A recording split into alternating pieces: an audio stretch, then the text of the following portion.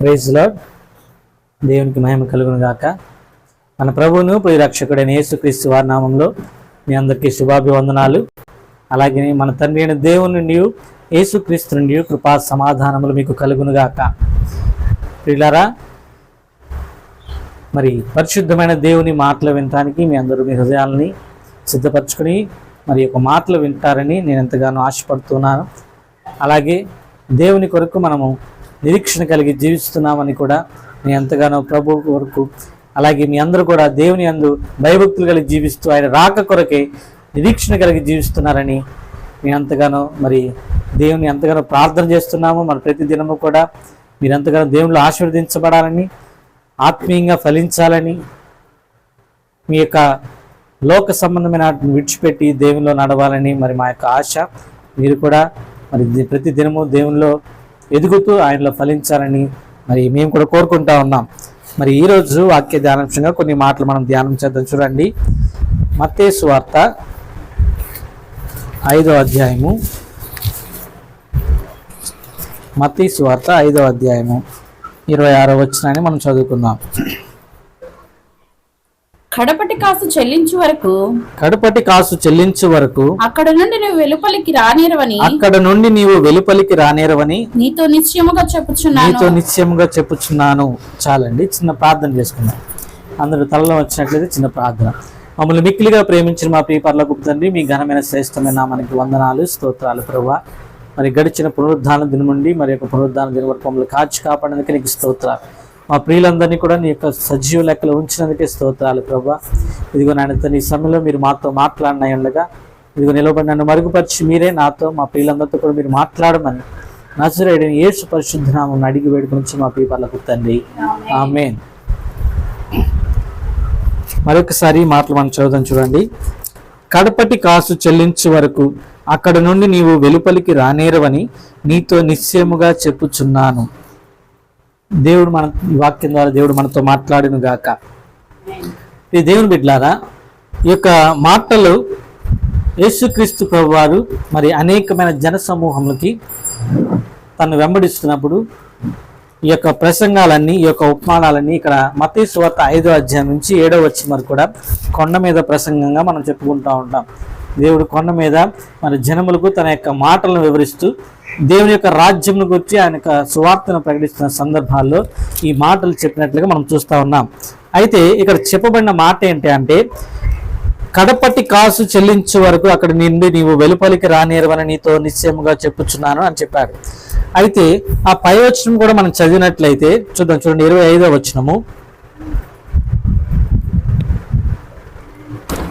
25వ వచనం, నీ ప్రతివాదితో నీవును త్రోవలో ఉండగానే త్వరగా వానితో సమాధానపడుము. లేని ఎడల ఒకవేళ నీ ప్రతివాది నిన్ను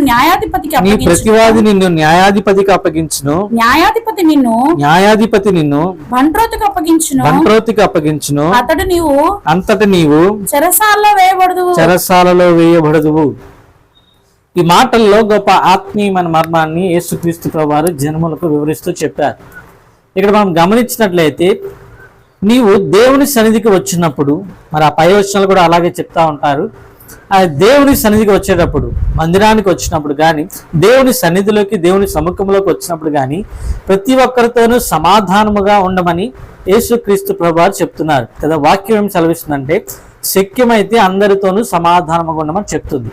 అయితే మనం చదువుకున్న ఈ 25వ వచనంలో ఒక ప్రత్యేకమైన సందర్భాన్ని దేవుడు మనకు వివరిస్తా ఉన్నాడు. అదేంటి అంటే, నీ ప్రతివాదితో నీవును త్రోవలో ఉండగానే త్వరగా వానితో సమాధానపడుమని. నీ ప్రతివాదితో నీవు త్రోవలో ఉండగానే.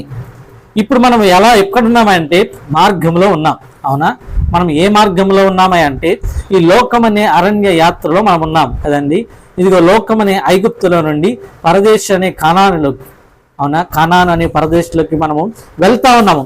ఇది లోక యాత్ర. మనం పరదేశులమై ఉన్నాము, మన స్వదేశానికి మనం వెళ్తా ఉన్నాం. ఎంతమంది నమ్ముతున్నారు ఈ దేశం నాది కాదని, ఈ లోకం నాది కాదు, నా పౌరసత్వం పరమంది దాచబడిందని మీరు ఎంతమంది నమ్ముతున్నారు? కనుక నమ్మిన ప్రతి ఒక్కరు దేవునికి మహిమ చెల్లిద్దాం. దేవునికి స్తోత్రం కలుగును గాక. దేవుని సంగమా, త్రోవలో మనం ఉన్నాం. అయితే త్రోవలో ఉన్న మనము మన ప్రతివాదితో సమాధాన పడమని దేవుడు చెప్తా ఉన్నాడు. ప్రతివాదితో సమాధాన పడమని చెప్తా ఉన్నాడు. మీకు ఇంకా బాగా అర్థం అవడానికి నేను కొన్ని మాటలు చెప్తాను చూడండి. ఒకవేళ ఎవరికైనా కోర్టు కేసులు ఉన్నాయనుకోండి, ఏమంటే కోర్టులో ఎవరెవరు ఉంటారంటే వాది ప్రతివాది ఉంటారు, అలాగనే న్యాయాధిపతి ఉంటారు. అవునా? మనం ఇద్దరు వ్యక్తులు ఆపోజిట్గా ఉన్నప్పుడు మనం ముందుగానే ఒకరితో రాజీ పడితే, అవునా, మన ముందు ఎవరైతే ఉన్నారో వారితో కనుక మనం సమాధాన పడితే ఇదిగో న్యాయాధిపతి దాకా వెళ్ళవలసిన అవసరము రాదు. అవునా? ఒకవేళ సమాధాన పడకపోతే ఆ ప్రతివాది ఏం చేస్తాడంటే మన యొక్క విషయాల్ని న్యాయాధిపతికి అప్పచెప్తాడు. అప్పుడు ఆ న్యాయాధిపతి ఏం చేస్తాడంటే తీర్పు తీర్చి ఆ యొక్క న్యాయమును బట్టి ఆ వ్యక్తిని ఎవరికి అప్పచెప్తాడంటే బంట్రౌతుకి అప్పచెప్తాడు. ఆ బంట్రౌతు తీసుకెళ్ళి ఎక్కడ వేస్తాడంటే, బంట్రౌతు అంటే పోలీసు వారు అనుకుందాం, అంటే ఆ పోలీసు వాళ్ళు తీసుకెళ్ళి ఎక్కడ పెడతారు? చెరసాలలో పెడతారు. ఇప్పుడు ఆ చెరసాలలోంచి నువ్వు బయటికి రావాలంటే, నువ్వు విడిపించబడాలి అంటే ఒకటి కోర్టు ఏదైనా ఫైన్ వేస్తుంది. అవునా? కోర్టు ఒక్కొక్కసారి చెరసాల్లో వేయకుండా ఫైన్ వేస్తారు. ఆ ఫైన్ కడితే నువ్వు ఆ యొక్క చెరసాల నుంచి విడిపించబడతావు. ఆ జరిమానాగా నువ్వు కట్టేసుకుంటే ఆ యొక్క చెరసాల నుంచి విడిపించబడతారు. ఇలాంటి కొన్ని ప్రక్రియలు జరుగుతూ ఉంటాయి. అయితే ఇలాంటి ఒక సందర్భాన్ని దేవుడు మనకి వివరిస్తా ఉన్నాడు. ఇక్కడ ప్రతివాది ఎవరు, న్యాయాధిపతి ఎవరు, బంట్రోతి ఎవరు, వాది ఎవరు? అవునా? మనం గమనించినట్లయితే ఈ యొక్క విషయంలో వాదులం ఎవరంటే మనమే. అవునా? ప్రతి క్రైస్తవుడు ఇక్కడ వాదిగా ఇక్కడ చెప్పబడతా ఉన్నాడు. మరి ప్రతివాది ఎవరంటే పరిశుద్ధాత్మ దేవుడు. ఎవరండి ప్రతివాది? ఎవరంటే పరిశుద్ధాత్మ దేవుడు. అయితే మనము త్రోవలో ఉండగానే, ఈ లోకంలో మనము జీవిస్తున్నప్పుడే మనము పరిశుద్ధాత్మ దేవుడితో సహవాసం కలిగి ఉండాలి. రెండవదిగా సమాధానము కలిగి ఉండాలి. ఈ యొక్క సహవాసము సమాధానం మనకు కనుక లేకపోతే ఈ యొక్క పరిశుద్ధాత్మ దేవుడు విమర్శ దినమందు ఎవరికి అప్పచెప్తారు అంటే తండ్రి అయిన న్యాయాధిపతికి అప్పచెప్తాడంట. ఏమండి? తండ్రి అయిన న్యాయాధిపతికి అప్పచెప్పబోతా ఉన్నాడు. ఇదిగో ఒకానొక దినము రాబోతా ఉంది, తీర్పు దినము. ఇదిగో తీర్పు యెహోవా ఇంట ఆరంభం ఒక దినము రాబోతా ఉంది. ఒకవేళ అది మన దగ్గరే ప్రారంభమైతే మన పరిస్థితి ఏంటని వాక్యం మనతో మాట్లాడుతూ ఉంది. బైబిల్ గ్రంథం ప్రతిసారి వాక్యం ఏం చదివిస్తుంది అంటే అన్ని క్లియర్ గా చెప్తా ఉంటది. ఏది కరెక్ట్, ఏది నిజము, ఏది కాదు, దేవుని దగ్గర ఏది సత్యమైనది, ఏది అసత్యమైనవి, దేవునికి ఇష్టమైనవి ఏవి, దేవునికి అయిష్టమైనవి ఏవి, దేవుని ఎడల మనం ఎలాగో నడుచుకోవాలి, ఎలాగో ఆయన ప్రవర్తించాలనే విషయాలన్నింటినీ కూడా పరిశుద్ధాత్మ దేవుని ద్వారా అన్ని విషయాలు కూలంకషంగా వ్రాయబడి ఉన్నాయి. అయితే ఈ సమయంలో మనతో దేవుడు చెప్పబడే మాట ఏంటి అంటే త్రోవలో ఉండగానే, ఈ లోకంలో మనము బ్రతికి ఉండగానే, ఈ లోకంలో మనము అరణ్యయాత్ర కొనసాగిస్తూ ఉండగానే మనము దేవునితో సమాధాన పడవలసిన వారమై ఉన్నాం. అందుకనే అక్క యెషయా గ్రంథంలో ఆ మాట ఉంటే చదువు చూడండి. యెషయా గ్రంథము యెహోవా ఈ మాట సెలవిస్తున్నాడు, రండి మన వివాదము తీర్చుకుందుము, మన వివాదము తీర్చుకుందుము రండి అని ఎవరు పిలుస్తున్నారయ్యా? యెహోవా పిలుస్తున్నాడు కదా. దేవుడు ఇలాగ సెలవిస్తున్నాడంట. ఎందుకని? దేవునికి మనకి ఒక వివాదం ఉంది. అది ఏ వివాదము మీరు ఎప్పుడైనా గమనించారా? దేవునికి నీకు మధ్యలో ఒక దోషము అడ్డుబండలుగా ఉంది. అది మనము ఈ లోకంలో ఉండగానే మనం సరి చేసుకోవాలి. ఈ లోకంలో ఉండగానే మనం దేవునితో సమాధాన పడాలి. అటువంటి ఒక సందర్భం ఎక్కడ వచ్చింది అంటే ఏదేను తోటలో వచ్చినట్లుగా మనం చూస్తా ఉన్నాం. ఏదేను తోటలో వచ్చినట్లుగా మనం చూస్తా ఉన్నాం. చూడండి, మనుషుల హృదయంలో ఆ యొక్క ఆలోచనల్లో పాపము గూడు కట్టిపోయి ఉన్నది. పాపం అంట గూడు కట్టిపోయి ఉన్నది. ఆది కాండంలో ఆ మాట ఉంటుంది కదా, ఇదిగో నరుల హృదయము వారి యొక్క బాల్య దినముల నుంచే చెడిపోయినది, వారి హృదయంలోని ఆలోచన ఊహ అంతా ఎల్లప్పుడూ చెడ్డగానే ఉన్నదని దేవుని వాక్యం సెలవిస్తుంది. అయితే వీటి యొక్క నరుల చెడు హృదయాన్ని నుంచి విడిపించాలని దేవుడు ఆశపడ్డాడు. అయితే ఇదిగో ఆ యొక్క ఏదెని తోటలో ఏం జరిగింది అంటే ఆదాము అవ్వలు ఏమండి మంచిగా దేవునితో ప్రతి దినము మాట్లాడుతూ ఉన్నారు. ప్రతి దినము దేవుని సన్నిధిని అనుభవిస్తూ ఉన్నారు. ప్రతి దినము దేవునితో సహవాసం చేస్తూ ఉన్నారు. ప్రతి దినము దేవునితో మాట్లాడుతూ ఉన్నారు. అయితే ఈ మధ్యలో అపవాది ఏమండి మధ్యలోకి వచ్చాడు. ఎప్పుడో తెలుసా? ఒంటరిగా ఉన్నప్పుడు ఎక్కువ సార్లు అపవాది ఒక వ్యక్తిని పాపంలో పడవేయటానికి చూస్తూ ఉంటాడు. ఇట్టి పాపంలో నువ్వు పడకుండా ఉండాలంటే నువ్వు ఎవరితో సహవాసం కలిగి ఉండాలంటే ఎవరితో సహవాసం కలిగి ఉండాలి? దేవునితో ప్రతి క్షణము కూడా నువ్వు సహవాసం కలిగి ఉండాలి. నీవు సహవాసం కలిగి ఉండాలి. లేకపోతే అపవాది నిన్ను పాపంలో పడవేయబడడానికి ప్రయత్నిస్తూ ఉంటాడు. ఇదే అక్కడ ఏదైనా తోటలో జరిగింది. ప్రతి దినము దేవుని యొక్క సహవాసం రుచి చూస్తూ దేవుని యొక్క సన్నిధిని అనుభవిస్తున్న అవ్వ ఆ అపవాది యొక్క మాటలకి ఆ యొక్క కుయుక్తికి ఏమండి మోసపరచబడినట్లుగా మనం చూస్తా ఉన్నాం. ఏమండి మోసపరచబడిన అవ్వ ఆదామును కూడా దేవునికి అవిధేయుడిగా మార్చబడేలాగా చేసింది. ఇప్పుడు ఆదాము అవ్వలు ఏం చేశారంటే దేవునికి అవిధేయమైన కార్యం ఒకటి చేశారు. ఇదిగో దేవుడు ఏదైతే చేయొద్దన్నాడో ఆ యొక్క చేయకూడని కార్యం వారు చేశారు. ఇదిగో తోట మధ్యలో ఉన్న మంచి చెడ్డలు తెలివినిచ్చు వృక్ష ఫలములు మీరు తినవద్దు, ఇక తోటలో వృక్ష ఫలములన్నీ మీరు తినవచ్చు, కానీ ఈ ఒక్క వృక్ష ఫలమును మీరు తినవద్దంటే ఏదైతే దేవుడు తూచా తప్పకుండా మీరు ఈ పని చేయండి అని చెప్పాడో ఆ పనే వారు ఏమండి చేయలేదు కదా. ఈరోజు అనేకులకు దేవుడు చెప్తా ఉంటాడు, అనేకులకు దేవుడు కార్యాలు వివరిస్తూ ఉంటాడు. తల్లి, ఈ మార్గంలో నువ్వు వెళ్ళొద్దు, ఈ యొక్క పని నువ్వు చేయవద్దు, ఈ యొక్క ఆలోచన చాలా తప్పు అని దేవుడు చెప్పినా కూడా చాలా మంది ఏం చేస్తారంటే వారికి నచ్చినట్లుగా చేసుకుని వెళ్ళిపోతారు. వారికి స్వచిత్తాన్ని వారు చేసుకుంటూ వెళ్ళిపోతారు. కాబట్టి కొన్నిసార్లు ఏమండి ఎదురు దెబ్బలు తగులుతూ ఉంటాయి. ఇలాంటి ఎదురు దెబ్బలు తగిలినప్పుడు ఏమవుతుంది, మనం ఏం చేయబడతామంటే దేవుని నుంచి మన సహవాసము కోల్పోతాం. దేవునికి మనకి ఉన్న సమాధానం అనే ఆ యొక్క బంధము తెగిపోతుంది. పరిశుద్ధాత్మకి మనకి ఉన్న సహవాసం కోల్పోతుంది. అందుకనే పరిశుద్ధాత్మ దేవుడికి మనకి ఉన్న సమాధానం కోల్పోవడం వల్ల ఇదిగో త్రోవలో ఉండగానే మనల్ని దేవుడు ఏం చెప్తున్నాయంటే నీవు నీ ప్రతివాదితో సమాధానపడు. ప్రతివాదితో మనము సమాధానం పడాలి. అవునా? ఎవరితో మనం సమాధాన పడాలి? ప్రతివాదితో మనము సమాధాన పడాలి. అయితే ఇప్పుడు దేవుడు ఏం చెప్తున్నాయంటే ఒకవేళ దేవుడు ప్రేమామయుడు కరుణామయుడు కనుక పరిశుద్ధాత్మ దేవునితో సమాధాన పడటానికి ఏమండి పాత నిబంధన గ్రంథంలో ఏం చేశారంటే భక్తులు ప్రతి దినము ఏమర్పించారు? బలులు అర్పిస్తా వచ్చారు. ప్రతి దినము దేవుని సన్నిధిలో బలులు అర్పిస్తూ పాప పరిహార్థ బలి, అపహార్థ పరిహార్థ బలి ఏమండి వారు చేసిన ప్రతి పాపానికి ప్రాయశ్చిత్తానికి ఏదో ఒక కోడినో ఏమండి లేకపోతే ఏదైనా పొట్టేలునో ఏమండి లేకపోతే ఏదో పక్షులనో దేవుని సన్నిధిలో ప్రధాన యాజకుల యొద్దకు తీసుకుని వచ్చి బలులు అర్పిస్తూ ఉండారు. అయితే అది ఆ ఒక్క రోజుకి ఏమండి ఆ ఒక్క రోజుకి మాత్రమే వారిని దేవునితో సహవాసం కల్పించేది చేసేది. కానీ మరి ఒక దినము దేవునికి వారికి మధ్య సమాధానము కోల్పోయేది. మరి ఒక నెల కర్తగా ఉంటే ఇంకో నెల కర్తగా ఉండేవాళ్ళు కాదు. అది దేవునితో యొక్క సహవాసమును ఆ సంబంధాన్ని ఏమండి తెంచివేసేదిగా ఉంది. గల కారణం ఎందుకంటే గల కారణం ఏంటంటే ఆ రక్తము వారిని దేవునితో కూడా ఎల్లప్పుడూ సహవాసం కలిగి ఉండేగా చేయలేకపోయింది. అయితే ఇదిగో పరిశుద్ధాత్మ దేవుడు విమర్శ దినమందు న్యాయాధిపతికి మనకు అప్పచెప్పక ముందే దేవాది దేవుడు ఒక కార్యమును చేశాడు. అదేంటంటే కడపటి కాసు వీరి కొరకు చెల్లించాలని దేవుడు ఆశపడ్డాడు. ఆ మాటలే మనం చదువుకున్నాం. చూడండి, కడపటి కాసు చెల్లించే వరకు అక్కడి నుండి నీవు వెలుపలికి రానేరు. ఎక్కడి నుండి? చెరసాలలో నుంచి నువ్వు వెలుపలికి రాలేవు. చెరలో నుంచి నువ్వు విడిపించబడాలంటే ఇదిగో నరకాగ్ని అండి, నరకం అనే ఆ యొక్క చెరలో నుంచి నువ్వు విడిపించబడాలి అంటే ఆ న్యాయాధిపతికి అప్పచెప్పకబడక ముందు, ఆ న్యాయాధిపతి ఎదుట నీవు నిలవబడక ముందే, ఆ చెరసాల్లోకి వెళ్ళక ముందే నీ కొరకు దేవుడు ఒక బృహత్తరమైన కార్యాన్ని దేవుడు మన కొరకు చేసి ఉన్నాడు. కడపటి కాసు దేవుడు మన కొరకు చెల్లించి ఉన్నాడు. ఆ కడపటి కాసు ఎవరు చెల్లించగలుగుతారు అండి? కాసు అంటే నాణ్యము, కాసు అంటే వెల, కాసు అంటే డబ్బు. కడపటి కాసు ఎవరి దగ్గర ఉంటాయంటే ఎవరి దగ్గర ఉంటుంది అంటే కడపటి అయిన వ్యక్తి దగ్గరే ఉంటుంది. అవునా? కడపటి కాసు ఎవరి దగ్గర ఉంది? కడపటి అయిన మనుషుడి దగ్గర ఉంది. కడపటి వాడు ఎవరా అంటే ఇదిగో దేవుడు సెలవిస్తున్న ప్రకటన గ్రంథంలో ఇదిగో నేను మొదటి వాడును కడపటి వాడును నేనే, ఇదిగో ఆదియు అంతము నేనే, అల్ఫా ఒమేగా దేవుడను నేనే. ఇదిగో దేవాది దేవుడే మనుష్య కుమారుడిగా కడపటి వాడిగా ఆయన నిర్మించబడి ఉన్నాడు, నియమింపబడి ఉన్నాడు. ఆ కడపటి అయిన వ్యక్తి తన కాసుని చెల్లించాడంట. ఎవరి కోసమో తెలుసా? వాది కోసం.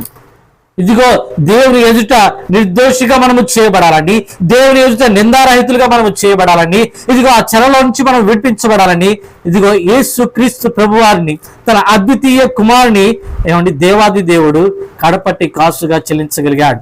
ఇదిగో కడపటి కాసు తన రక్తము, యేసు క్రీస్తు ప్రభువారి యొక్క పరిశుద్ధమైన రక్తము కడపటి కాసుగా నీ కొరకు నా కొరకు చెల్లించబడింది. ఎంతమంది మీరు నమ్ముతున్నారు? నమ్మిన వారు దేవునికి స్తోత్రం చెల్లిద్దాం. కడపటి కాసు యేసు క్రీస్తు ప్రభువారి యొక్క రక్తము, ఆయన యొక్క పరిశుద్ధమైన రక్తము మన కొరకు చిందించబడి ఉంది. చూడండి, 1 పేతురు గ్రంథంలో ఈ మాటలు వాయబడి ఉంటాయి. ఎందుకొరకు ఈ కడపటి కాసు చెల్లించబడింది? ఇదిగో నీ యొక్క దోషులేంటి, నీ యొక్క అపవాది యొక్క ఇదిగో మనల్ని ఎలాగో అవిధేయులుగా మార్చబడుతున్నామంటే ఆ మాటలు మనం చూడండి. 1 పేతురు గ్రంథము 1వ అధ్యాయంలో ఆ మాటలు ఉంటాయి. పితృపారంపర్యమైన నీ వ్యర్థ ప్రవర్తన విడిచిపెట్టినట్లు. ఏమండి, ఏం చేయాలంట? పితృపారంపర్యమైన మీ వ్యర్థ ప్రవర్తన విడిచిపెట్టినట్లుగా. ఎందుకొరకు కడపటి కాసు చెల్లించబడింది తెలుసా? ఇదిగో యేసుక్రీస్తు ప్రభువారు ఆ శిలువలో వేలాడదీయబడినప్పుడు ఇదిగో తన యొక్క వీపు సాలుగా దున్నబడింది, మొహం మీద గుద్దారు, అవునా? తన చేతులకు మేకులు కొట్టారు, కాళ్ళకు శీలలు దిగొట్టారు. ఇదిగో ఆ యొక్క యెరూషలేము వీధులలో ఆయన వీడ్చుకుంటూ వెళ్ళారు. మోయలేని పాప భారం అంతా ఆయన మోసుకుంటూ ఆ శిలువను, ఆ యొక్క గొల్గొతా అనే ఆ కల్వరి వరకు ఆయన ఆ యొక్క శిలువను మోసుకుంటూ వెళ్ళారు.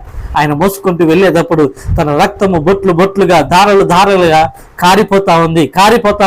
ఆఖరికి ఆ యొక్క శిలువలో వేలాడదీయబడినప్పుడు ఆకాశమునకు భూమికి మధ్యలో యేసుక్రీస్తు ప్రభువాని శిలువలో వేలాడదీసినప్పుడు ఆ చేతులకు మేకులకు వచ్చినప్పుడు, కాళ్ళకు ఇదిగో శిరలకు వచ్చినప్పుడు తనలో ఉన్న ప్రతి రక్తపు బొట్టు ఏమండి బొట్టులుగా కారిపోతుంది.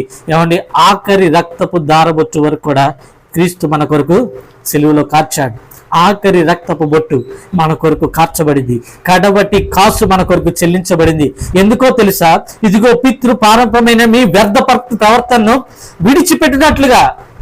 ఈరోజు అనేకులు మేము అనుకుంటున్నారు, అనేకులు భ్రమలో బ్రతుకుతున్నారు.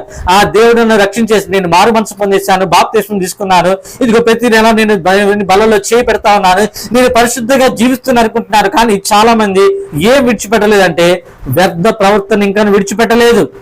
ఇదిగో వ్యర్థ ప్రవర్తన కనుక మీరు విడిచిపెట్టకపోతే ఇదిగో ప్రతివాది అంట విమర్శ దినమందు న్యాయాధిపతికి మనకు అప్పచెప్పబడతా ఉన్నాడు. విమర్శ దినమందు న్యాయాధిపతి చేతికి మనల్ని అప్పచెప్పబోతా ఉన్నాడు. న్యాయాధిపతి అయిన దేవుడు తీర్పు తీర్చి ఇదిగో మీ కొరకు నేను కడపటి కాసును చెల్లించాను, అయినను మీరు మీ పితృపారంపమైన వ్యర్థ ప్రవర్తన మీరు విడిచిపెట్టలేదు. పితృపారంపమైన వ్యర్థ ప్రవర్తన ఏంటి?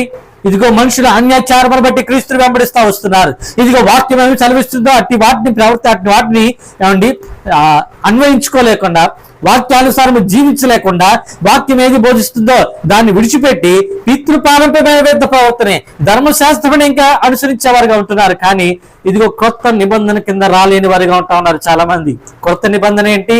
ఇదిగో క్రీస్తు రక్తము ఒక్కసారి పరిశుద్ధులందరి నిమిత్తమైన రక్తము కార్చాడు. అదే కొత్త నిబంధన. ఎంతమంది అయితే కొత్త నిబంధనకు వస్తారో, ఎంతమంది అయితే కొత్త నిబంధన కిందకు వస్తారో, ఇదిగో ఆ కడపటి కాసు ద్వారా ఎంతమంది అయితే ఇదిగో వెల చెల్లింపబడి చెర నుంచి విడిపించబడ్డారో, మరలా గనక మీరు ప్రతి పారంపమైన ఆ యొక్క వ్యర్థ ప్రవర్తన మీరు అనుసరిస్తే ఇదిగో ఆనాడు ఏదైతే దేవుడు మిమ్మల్ని చెరలో వేయకూడదు అనుకున్నాడో మరలా అదే చెరకి దేవుడు మిమ్మల్ని అప్పచెప్పబడుతా ఉన్నాడు కదా. ఆ తీర్పు దినం ఏం జరుగుతుంది తెలుసా? ఇదిగో దేవాది దేవుడు గొర్రెల నుంచి మేకల్ని వెరి చేయబోతా ఉన్నాడు.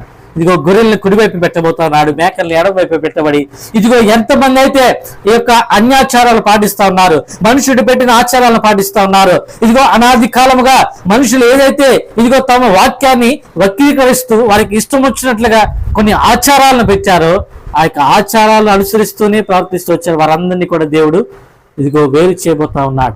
గురుగులను గోధుమలను దేవుడు వేరు చేయబోతా ఉన్నాడు.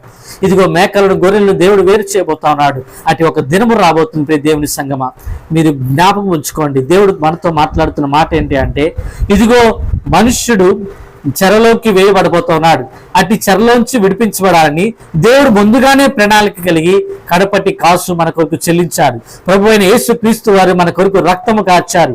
ఆ రక్తంలో కడగబడిన నీవు నేను మరలా ఇదిగో వ్యర్థమైన ప్రవర్తనను అనుసరిస్తా వస్తే, వ్యర్థమైన పారంపర్యము నువ్వు పాటిస్తా ఉంటే, ఈ లోకానుసారమైన ఆ యొక్క ఆచారాలను కనుక నువ్వు అనుసరిస్తా ఉంటే నువ్వు ఎక్కడ నియమించబడతావు తెలుసా? తీర్పు దినమున న్యాయాధిపతి చేతికి అప్పచెప్పబడతావు. మరి నీ కొరకు కార్చిన ఈ రక్తం వ్యర్థము కాదా? నీ కొరకు ప్రభు కార్చిన కార్యము, నీ కొరకు ప్రభు కార్చిన రక్తము వ్యర్థము కాదా? అందుకని ఆ మాట అంటున్నాడు కదా. ఇదిగో ఆ మాట చూడండి, ప్రత్యుపారంపు మరి మీ వ్యర్థ ప్రవర్తన విడిచిపెట్టినట్లుగా వెండి బంగారముల వంటి క్షయ వస్తువుల చేత మీరు విమోచింపబడలేదు గాని అమూల్యమైన రక్తము చేత అనగా నిర్దోషమును నిష్కలంకమునగు గొర్రె పిల్ల వంటి క్రీస్తు రక్తము చేత విమోచింపబడితిరని మీరు ఎరుగుదురు కదా. ఏమండి, అమూల్యమైన క్రీస్తు రక్తము చేత, నిష్కలంకమైన రక్తం, ఎటువంటి పాపము లేదు. ఏమండి, పరిశుద్ధుడైన దేవుడు మన కొరకు ఈ జగత్తు పునాది వేయబడక ముందే దేవుడు ఇదిగో చెరలో నువ్వు వేయకూడదు, చెరసాలకు నువ్వు అప్పచెప్పకూడదని పరిశుద్ధుడైన దేవుడు, తండ్రి అయిన దేవుడు ముక్తుగానే తనకు ప్రణాళిక వేశాడు. ఆ ప్రణాళిక నీవు నేను రక్షించబడ్డాం. కానీ అనేకులైన క్రైస్తవులు తమ విశ్వాసాన్ని విడిచిపెట్టి, తమ నిరీక్షణను విడిచిపెట్టి ఈ లోక సంబంధమైన వాటికి ఆకర్షించబడి మరలా దేవుని నుంచి వెనుదిరుగుతూ ఉన్నారు. దేవుని సంగమా, ఈ మాటలు మీరు జ్ఞాపకం ఉంచుకోండి. నీ బిడ్డల కోసం నువ్వు కన్నీరు కారుస్తున్నావా? నీ భర్త కోసం నువ్వు కన్నీరు కారుస్తున్నావా? అయ్యా, నీ కొరకు నా కొరకు దేవుడు ముందుగానే కడపటి రక్తము, ఆఖరి రక్తపు దారపు వరకు, ఆఖరి రక్తపు బొట్టు వరకు కూడా ఆ కల్వరిలో అయ్యా నీ కొరకు నా కొరకు దారబోసాడు నాయన. ప్రతి దినము ఉదయకాలము లేకగానే ఎంతమంది శిలువను కూర్చిన ఆ యొక్క ధ్యానాన్ని మీరు ధ్యానం చేస్తున్నారు. ఇదిగో దేవాది దేవుడు, ఇదిగో ఎక్కడో ఎచ్చటో నేను నశించిపోవలసిన జాబితాలో ఉండవలసిన నన్ను పరిశుద్ధుల గుంపులోకి దేవుడు నన్ను తీసుకుని వచ్చాడు. ఇదిగో నా కుటుంబం నశించిపోవాల్సిన కుటుంబంలో ఉండవలసింది, నా బిడ్డలు నశించిపోవాల్సిన పరిస్థితులు ఉన్నప్పుడు దేవుడు తన ప్రేమను బట్టి నన్ను రక్షించుకున్నాడు. ఇదిగో తాగుడుకు బానిసైన నన్ను, ఇదిగో వ్యభిచారములకు బానిసైన నన్ను, ఇదిగో దొంగతనానికి బానిసైన నన్ను, వాటన్నిటి నుంచి దేవుడు తన ప్రేమ చేత నన్ను విమోచించి, తన పాపము నుంచి శాపము నుంచి నన్ను విమోచించి దేవుడు రక్షించాడు. కానీ ఈరోజు అనేకులు ఆ యొక్క దేవుని ప్రేమను చులకనగా ఎంచుతూ మరలా లోకంలో పడిపోతున్నారు. ప్రియ దేవుని సంగమా, దేవుణ్ణి విడిచిపెడితే మనం ఎన్నటికీ కూడా పరలోక రాజ్యంలో చేర్చబడలేము. అందుకని ప్రతి దినము మనము దేవుణ్ణి ఉండటానికి పరిశుద్ధాత్మ శక్తి మనకు ఎంతగానో అవసరమైనది. పరిశుద్ధాత్మ దేవుడు మనకు ఎంతగానో అవసరమై అన్నాడు. ఇదిగో చాలా మంది ఈరోజు అనేకుల్లో పరిశుద్ధాత్మ దేవుణ్ణి పొందుకోలేక ఇంకనూ పరిశుద్ధాత్మ దూషణ చేసేవారుగా కూడా ఉన్నారు. ప్రియ దేవుని బిడ్డలారా, పరిశుద్ధాత్మ దూషణ చేయకూడదు. పరిశుద్ధాత్మ విషయంలో దూషణ మాటలు మాట్లాడకూడదు. ఇదిగో పరిశుద్ధాత్మను గౌరవిస్తూ, ఎల్లప్పుడూ ఆయన స్వీకరిస్తూ, ఎల్లప్పుడూ ఆయన అనుభవిస్తూ, ఎల్లప్పుడూ ఆయన సన్నిధిని అనుభవిస్తూ మనము ఏమండి నడుచుకోవాల్సిన వారమే ఉన్నాం. నేను ఏదైనా తోటలో ఆదాము అవ్వ కోల్పోయింది, ఏదైనా తోట కాదండి. ఆదాము అవ్వ కోల్పోయింది, దేవుని సన్నిధిని కోల్పోయారు. ఆదాము అవ్వ కోల్పోయింది, దేవుని యొక్క ఆ యొక్క సహవాసాన్ని కోల్పోయారు. తోట నుంచి వెలువైపడ్డారు. ఇదిగో వారి జీవిత కాలం అంతా కూడా కష్టపడవలసి వచ్చింది. ఇదిగో వారు చేసిన ఒకే ఒక అవిధేయత మనుషులందరి కొరకు పాపం చేయబడిందండి. ఇదిగో నీవు చేసే ఒకే ఒక అవిధేయత నీ బిడ్డల విషయంలో, నీ యొక్క పితరుల విషయంలో, ఇదిగో రాబోతున్న తరముల విషయంలో ఆ అవిధేయతే దోషముగా ఎంచబడుతుందేమో, ఆ అవిధేయతే దోషముగా ఎంచబడుతుందేమో నీకును నీ బిడ్డలకి, నీకును నీ యొక్క రాబోతున్న తరముల వారికి. ఇదిగో దేవునికి మీకును సహవాసం లేకుండా, దేవునికి నీకును మధ్య ఆ యొక్క సమాధానం లేకుండా ఇదిగో ఆ దోషం అడ్డుబండగా ఉందేమో. ఏ దోషము అడ్డుబండగా ఉందో అది ఈరోజు మనం సరి చేసుకోవాలి. అందుకే దేవుడు అంటున్నాడు, నువ్వు త్రోవలో ఉండగానే ఇదిగో నీ ప్రతిభతో నీవు సమాధానపడు, నీవు నీ సహోదరునితో సమాధానపడు, నీ తోటి విశ్వాసులతో సమాధానపడు. ఈరోజు అనేకులకి విశ్వాసులకు మధ్య సమాధానం లేదు, సహోదరుల మధ్య సమాధానం లేదు, అనేకుల మధ్య ప్రేమ కరువైపోతుందండి. ఇదిగో అట్టి రీతిగా మనం ఉండకూడదని దేవుని యొక్క మనం అప్పచెప్తున్న ప్రతి అర్పణ ఆయన స్వీకరించాలంటే మనము ఎలాగ ఉండాలో తెలుసా? సమాధాన పడవలసిన వారమే అన్నాం, అందరినీ క్షమించవలసిన వారమే అన్నాం. మరి ముఖ్యంగా పరిశుద్ధాత్మతో దేవునితో మనం సమాధాన పడవలసిన వారమే ఉన్నాం. దేవునితో ఒకవేళ ఏదైనా వివాదం ఉంటే అది దేవుని సన్నిధిలో, అయ్యా ఇదిగో నీకు నాకు మధ్య ఏదైతే దోషం అడ్డుబండలుగా ఉందో దాన్ని ఇదిగో తొలగించమని దేవుని సన్నిధిలో ప్రతి దినము ఆయన సన్నిధిలో మోకాల్లోని ప్రార్థన చేసి కన్నీరు కారుస్తూ ఆ యొక్క దోషాన్ని మనం సరి చేసుకుంటే దేవాది దేవుడు మరలా మనం సరి చేసుకోకముందే గొప్ప కార్యం దేవుడు మన కొరకు చేసి ఉన్నాడండి. కేవలం ఇది నమ్మితే చాలు, కానీ నమ్మినట్టే నమ్ముతున్నారు కానీ మరలా లోకంలో కలిసిపోతున్నారు. చేసినట్లే చేస్తున్నారు కానీ మరలా భక్తిహీనులుగా మార్చబడుతున్నారు. విశ్వాసము చూపించినట్లే చూపిస్తున్నారు కానీ మరలా అవిశ్వాసులుగా మార్చబడుతున్నారు. దేవుని ఎదుట నమ్మకంగా ఉన్నట్టే ఉంటున్నారు కానీ మరలా అపనమ్మకస్తులుగా మార్చబడుతున్నారు అనేకులు. ఎందుకు వస్తుంది అపనమ్మకము? ఎందుకు వస్తుంది అవిశ్వాసము? ఎందుకు వస్తుంది దేవుని ఎడల ఏమండి నిరీక్షణ లేని యొక్క సమయాలు ఎందుకు వస్తున్నాయండి? ఇదిగో దేవుడు మన పట్ల ఎన్నో కార్యాలు చేశాడు కదా. దేవుడు మన కొరకు తన జీవితాన్ని అర్పించుకోండి. ఈ ఒక్క కార్యము చాలదా? ఈ ఒక్క కార్యము చాలదు. ఎవరు మన కొరకు ప్రాణము ఏమండి అర్పించగలిగిన ఈ లోకంలో ఎవరున్నారు? ఇదిగో తల్లిదండ్రులు విడిచిపెట్టగలుగుతారేమో, ఇదిగో తోబుట్టులు విడిచిపెట్టేశారేమో, రక్త సంబంధులు విడిచిపెట్టేశారేమో, ఇదిగో నువ్వు ఎంతగానో నమ్మిన వ్యక్తులు నిన్ను వెన్నుపోటు పొడిచారేమో, కానీ దేవుడు మాత్రం నేను చేయి విడిచిపెట్టడు. ఇది నీవు గనక నమ్మితే నీవు దేవునితో పాటు యుగాలు జీవించే ఆ యొక్క గొప్ప కార్యం దేవుడు మనకి ఇవ్వబోతా ఉన్నాడు. కనుక మనం ఏం చేయాలంటే, నరకం నుండి తప్పించబడాలంటే మనుషుడు దేనినైనా కూడా విడిచిపెట్టడానికి సంసిద్ధుడిగా ఉండాలి. నరకం నుంచి తప్పించబడాలంటే దేనినైనా ఛేదించగల యొక్క త్యాగం మనలో ఉండాలి. ఇదిగో నరకం నుంచి తప్పించబడాలంటే దేనినైనా విడిచిపెట్టగల ఆ యొక్క ఏమండి ఉపేక్ష, ఆ యొక్క వైరాగ్యం మనలో ఉండాలి. ఇంకొన అనేకులు ఈ లోకంలో ధనాన్ని ప్రేమిస్తూ ఉన్నారు. ఇదిగో ఇన్ని కార్యాలు చేశారు కదా, ఇప్పుడు కడపటి కాసు యేసయ్య మన కొరకు చెల్లించాడు. యేసయ్య మన కొరకు చెల్లించాడు. ఎందుకని? మనము చెల్లించలేమని. మన దగ్గర అటువంటి పరిశుద్ధమైన రక్తం మనలో లేదు కనుకనే యేసుక్రీస్తు ప్రభువారు మన నిమిత్తముగా, మన పాపముల నిమిత్తముగా ఆయనే వెల ఇచ్చి మనల్ని కొనుక్కున్నాడు. అవునా? తన స్వరక్తం ఇచ్చి ఆయనంట మనల్ని కొనుక్కున్నాడంట. అవునా? ఇప్పుడు మనం దేవునికి ఎలా ఏం చేయబడ్డామో, దేవునికి మనము రుణపడ్డాము. దేవునికి మనము ఇప్పుడు దేవుని దగ్గర నుంచి మనం అప్పు తీసుకున్నట్లేగా. కడపటి క్లాసు యేసుక్రీస్తు ప్రభువారు నీ నిమిత్తముగా దేవునికి చెల్లించాడు అంటే మనం ఇప్పుడు ఎవరికి రుణపడి ఉన్నాము? దేవునికి రుణపడి ఉన్నాము. అందుకని దేవుడు ఏం చెప్తున్నా అంటే, ఆ మత్తయి సువార్త 6:19 మాట చదవండి.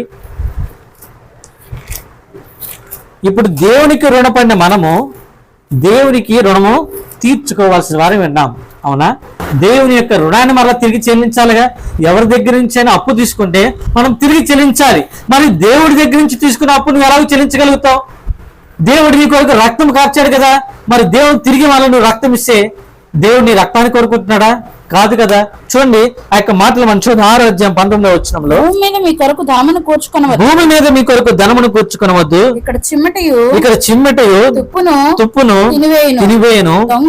దొంగలు కన్నము వేసి దొంగిలెదురు. పరలోకమందు మీ కొరకు ధనము కూర్చుకొనడి. దేవునికి మహిమ కలుగును గాక. హల్లెలూయా. ఏమండి, దేవుని కొరకు మనం మొట్టమొదటిగా దేవుడు తన అప్పచెప్పబడిన తాను ఇచ్చిన రక్తానికి ప్రతిగా ఏం కోరుకుంటాడంటే దేవుడు మన హృదయాన్ని కోరుకుంటాడు మొట్టమొదటిగా. అయితే రెండవదిగా దేవుడు ఇచ్చిన అప్పును దేవుడు మనకు చెల్లించాలి. మనం ఎలాగో చెల్లించగలుగుతామయ్యా? అవునా? ఎలాగో మనం చెల్లించగలుగుతాం?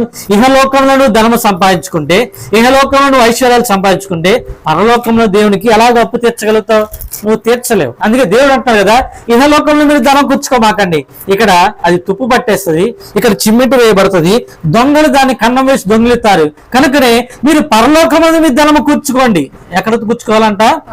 పరలోకంలో మనం ధనం కూర్చుకుంటే దేవునికి ఇవ్వవలసిన ఆ యొక్క రుణాన్ని మనం తీర్చగలిగిన వారం అవుతాం. మరి పరలోకంలో మనం ఆ యొక్క ధనమును ఎలాగో సమకూర్చుతామయ్యా? మీకు ఆలోచన ఎప్పుడైనా వచ్చిందా? ఇక్కడ నుండి మనం ఏమైనా ట్రాన్స్ఫర్ చేయగలుగుతాం? అక్కడికి ట్రాన్స్ఫర్ చేయలేం. మరి మనం పరలోకంలో ఎలాగో ధనము సమకూర్చుతామంటే చూడండి, ఆ మాటలు కూడా చూద్దాం. 1 కొరింథీయులకు రాసిన పత్రికలో ఆ మాట ఉంటుంది కదా. 1 కొరింథీయులకు కాదు, క్షమించండి, 1 తిమోతిలకు రాసిన పత్రిక, 1 తిమోతిలకు రాసిన పత్రిక 1వ అధ్యాయము 2వ అధ్యాయము 1 నుంచి చదువుకుందాం. చూడండి. మనము సంపూర్ణ భక్తియు మాన్యతయు కలిగి నెమ్మదిగాను సుఖముగాను బ్రతుకు నిమిత్తము అన్నిటికంటే ముఖ్యముగా మనుషులందరి కొరకును రాజుల కొరకును అధికారులందరి కొరకును విజ్ఞాపనములను ప్రార్థనలను యాచనలను కృతజ్ఞతాస్తుతులు చేయవలనని హెచ్చరించుచున్నాను. ఇది మంచిది మన రక్షకుడు దేవుని దృష్టికి అనుకూలమైనది ఉన్నది. దేవుని దృష్టికి అనుకూలమైన ఒక కార్యం ఏంటి అంటే మొట్టమొదటిగా సంపూర్ణమైన భక్తి. అది ఏంటి అంటే సంపూర్ణమైన భక్తి ఎలాగ చేస్తామే అంటే మొట్టమొదటి నేను చెప్పాను కదా, దేవునికి తన ఇచ్చిన రక్తములకు ప్రతిగా దేవుడు ఫస్ట్ ఏం కోరుకుంటున్నాడంటే మన హృదయాన్ని కోరుకుంటున్నాడు. మన హృదయాన్ని దేవునికి మనం పూర్ణ హృదయాన్ని అప్పచెప్పగలిగితే మనం సంపూర్ణమైన భక్తి చేయగలిగిన వారం అవుతాము. రెండవదిగా మాన్యతయు కలిగి నెమ్మదిగానే సుఖముగాను బ్రతుకు నిమిత్తం. అవునా, చాలా మంది ఏం చెప్తారంటే ఈ లోకంలో సుఖంగా బ్రతకాలంటే ధనము కావాలంటారు, ఈ లోకంలో సుఖముగా బాగాలంటే ఏం కావాలంటారు, వెండి బంగారాలు కావాలంటారు, ఈ లోకంలో సుఖముగా బ్రతకాలంటే ఏమండి మంచి ఇల్లు ఉండాలి, మంచిగా ఏసీ పెట్టుకుని హాయిగా సుఖంగా బ్రతకాలని అనుకుంటారు. కానీ దేవుడు ఏం చెప్తాడు తెలుసా, ఇవన్నీ లోక సంబంధమైనవి. ఒకవేళ ఈ లోక సంబంధమైన వాటిని మీరు కూర్చుకుంటే ఒకవేళ అవి ఏమండి కొన్ని రోజులకి నువ్వు సంపాదించిన బంగారం తుప్పు పట్టిపోవచ్చు, దొంగలు కన్నం వేసి దొంగవచ్చు. అవునా, నీ ఇల్లు ఏమండి పాడుపడిపోవచ్చు. కానీ పరలోకంలో ధనము సంపాదించుకోండి, పరలోకమందు మీ ధనము కూర్చుకొని దేవుడు చెప్తున్నాడు. గల కారణం ఏంటి అంటే మనం ఏం చేయాలంటే దేవుని దృష్టికి ఏమండి ఇది దేవుని దృష్టికి అనుకూలమైనది అన్నది ఏది అంటే మనము సంపూర్ణమైన భక్తి కలిగి మాన్యత కలిగి జీవించాలి. అయితే ఇక్కడ ఇంకో మాట కూడా చెప్తున్నాడు, ఈ లోకంలోనూ పరలోకమందు మనం సుఖంగా బ్రతకాలంటే ఇహలోకంలో మనుషులందరి కొరకు విజ్ఞాపన చేయాలి, ఇహలోకంలో రాజుల కొరకు అధికారుల కొరకు అలాగనే అందరి కొరకు ఏం చేయాలంట, విజ్ఞాపన, ప్రార్థన, యాచన, కృతజ్ఞతాస్తుతులు. అవునా, చాలా మంది 4 విషయాలు చేయలేరు. పరలోకమందు మనము ధనము ఎలాగ కూర్చుకోవాలంటే మొట్టమొదటిగా విజ్ఞాపన చేసేయాలి. అవునా, మొట్టమొదటిగా ఏం చేయాలి, విజ్ఞాపన చేయాలి. ఇదంతా ఎందుకు చేయాలి అంటే దేవుడు నీ కొరకు కడపటి కాసు చెల్లించాడు కదా, దాని రుణము తీర్చుకోవడానికి నువ్వేం చేయాలంటే మొదటిగా విజ్ఞాపన చేయాలి. ఈ విజ్ఞాపన ఇదిగో ఇహలోకంలో మనం సంపాదించే ధనం అనుకుంటే, రెండవదిగా ఏం చేయాలంటే ప్రార్థన వెండికి సాదృశ్యంగా చెప్పబడుతుంది. మూడవదిగా యాచనలు బంగారములకు సాదృశ్యంగా చెప్పబడుతుంది. నాలుగవదిగా కృతజ్ఞతాస్తుతులు దేనికి సాదృశ్యంగా చెప్పబడుతున్నాయి అంటే ఏమండి వెలగల విలువైన ఏమండి ఆ యొక్క రాళ్ళ కొరకు చెప్పబడుతుంది. డైమండ్స్ అంటాం కదా, కృతజ్ఞతాస్తుతులు డైమండ్స్ గా చెప్పబడుతుంది. ఇవన్నీ మనం ఎక్కడ సమకూర్చగలుగుతామో పరలోకం. నువ్వు ఎప్పుడైతే మనుషుల కొరకు విజ్ఞాపన చేస్తావో, రాజుల కొరకు నువ్వు యాచిస్తావో, ఇదిగో అధికారుల కొరకు నువ్వు ఇదిగో ఏమండి ప్రార్థనలు చేస్తావో, ఇవన్నీ పరలోకమందు నీవు ధనము సమకూర్చబడిన వాడవేస్తావు. దేవుడు ఆ ధనమును తీసుకొని నీ కొరకు నా కొరకు ఒక స్థలాన్ని సిద్ధపరుస్తాడు. ఇదిగో దేవుడు ఈ లోకంలో నీకు ఒకరికి కడపటి కాసు చెల్లించాడు కదా, పరలోకమందు దేవునికి నువ్వు ధనము ఇవ్వాలంటే ఈ లోకంలో నువ్వు సంపూర్ణమైన మాన్యత కలిగి భక్తి కలిగి జీవిస్తూ ఏమండి దేవుని దృష్టికి మన రక్షకుడైన యేసు క్రీస్తు ప్రభువారికి అనుకూలమైనది చేయాలంట. ఏది అనుకూలమో, ఏది దేవుని దృష్టికి మంచిది అంటే సంపూర్ణమైన భక్తి కలిగి నీవు ఇష్టం వచ్చినట్టు భక్తి చేస్తా అంటే కుదరదు. సంపూర్ణంగా దేవునికి నీ హృదయాన్ని ఇవ్వు, దేవుని దృష్టికి అనుకూలమైనది ఏదో చెయ్యి. అప్పుడు దేవుడు అర్పించిన కడపటి కాసుకు ప్రతిగా దేవునికి నీవు ఆయన యొక్క రుణాన్ని తీర్చగలిగిన వాడిగా అవుతావు. కనుకనే ఈ త్రోవలో ఉండగానే మనము ఎవరితో సమాధానంగా ఉండాలి, పరిశుద్ధాత్మతో మనం సమాధానం కలిగిన వారు ఉండాలి, పరిశుద్ధాత్మతో మనం సహవాసం కలిగిన వారు ఉండాలి. దేవునికి మనకి మధ్య ఏ దోషము అడ్డుబండలుగా ఉండకూడదు. కనుకనే ఈ యొక్క కార్యం ఎంతమంది అయితే నమ్ముతున్నారు, ఇదిగో అందుకని ప్రభు అంటాడు కదా, మీరు ఏం చేయాల్సిన అవసరం లేదు, యేసు క్రీస్తు ప్రభు అని ఆయన సొంత రక్షకుడిగా మనము నోటితో పలికి మన హృదయంలో విశ్వసిస్తే చాలు, మనము దేవుని బిడ్డలుగా మార్చబడుతుంది. అదే కదా చేయవలసింది. మీరు నమ్మిన ప్రతి ఒక్కరు కనుక తొలగిపోవద్దు, తప్పిపోవద్దు, దేవుని మార్గమును మీరు చెరిపేసుకోవద్దు. దేవునితో ఎల్లప్పుడూ సహవాసం కలిగి ఉండండి. దేవుని యొక్క ఆ నిత్య రాజ్యములో ఆయనతో పాటు యుగయుగాలు జీవించే అవకాశాన్ని, ఆ యొక్క కృపను దేవుడు మనకందరికీ అనుగ్రహించును గాక. దేవుడు మనకట్టి దీవెన దేవుడు మనకు దయచేయను గాక. మనమందరం కూడా యుగయుగాలు దేవుని సన్నిధిలో పరలోకంలో ధనము సమకూర్చుకుందుము గాక. ఆమేన్. ప్రార్థన చేసుకుందాం. తల వచ్చినట్లయితే ప్రార్థన. మమ్మల్ని మిక్కిలిగా ప్రేమించిన మా ప్రియ పరలోకపు తండ్రి, నీ ఘనమైన శ్రేష్టమైన నామమునకు వందనాలు, స్తోత్రాలు ప్రభువా. ఇదిగో నాయన తండ్రి, అయా ఈ త్రోవలో ఉండగానే దేవునితో సహవాసం కలిగి ఉండాలని, సమాధానము కలిగి ఉండాలని వాక్యం సెలవిస్తుంది.